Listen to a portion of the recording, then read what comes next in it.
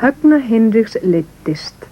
Hann var að hugsa hvernig hann ætti að ráða bót á því þegar hann sá stórt hús sem hann hafði ekki séð áður.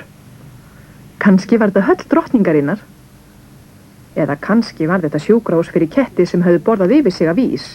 Það gat komið sér vel fyrir hann að vita af slíkum stað. Hann opnaði dyrnar og litaðist Hann var staddur á safni sem var fullt af stórkostlegum vélum. Högni Hinriks var furðulostinn.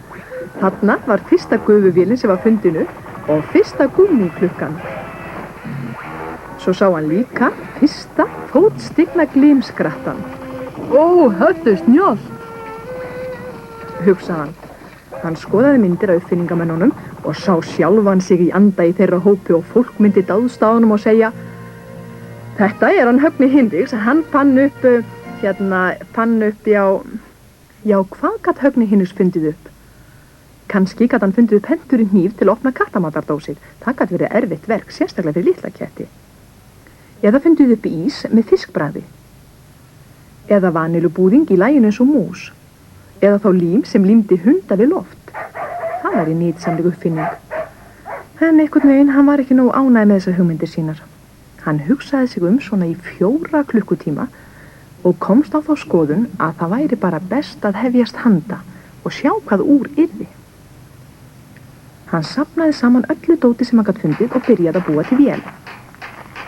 Hann var nú ekki lengi að því og var afar stoltur af smíðinni, en vissi ekki alveg að hvaða gagn hún kæmi, svo hann sneri sveifinni. Í fyrstu gerðist ekki neitt. Svo tók handfangið að snúast. Stöðvaðist og datt af. Þetta var alveg prýðileg uppfinning, en hann hafði bara ekki hugmynd gildi hennar. Það var víst erfiðara að finna upp nýja hluti en hann hafði haldið. Til þess þurfti andagift. Kannski fengi hann hana ef hann hjólaði niður á ströndinni. Hann náði hjólið sitt og hjólaði til strandar. Og svo niður sokkin var hann í hugsanir sínar að hann tók ekki eftir manni á ferð. Það var Skúli skipstjóri á göngu með páfagaukinn sinn. Páfagaukurinn kom auga á Högna og kallaði: Hart í bak, hífðu takkirinn, hætt á ferðum! En of seint. Áreksturinn varð ekki flúinn og hann var svo harður að í fyrstu gerði sér engin grein fyrir hvað hafi gerst nema páfagaukurinn sem skrækti: Skuttlaði leranu frá, kjöldraðu stýrið og draðu brommið! Og nú sá Högni Hinriks hvað hann hafi gert. Hann hafi velt Skúla skipstjórum koll og brotið tréfótinn hans. Skipstjórinn varð alveg æfur og hrópaði: Þessi vandræða úlingar, kunnið hvorki að stýra né nota bjölluna. Ég ætti að gefa þið viðveruna skot í kinnunginn.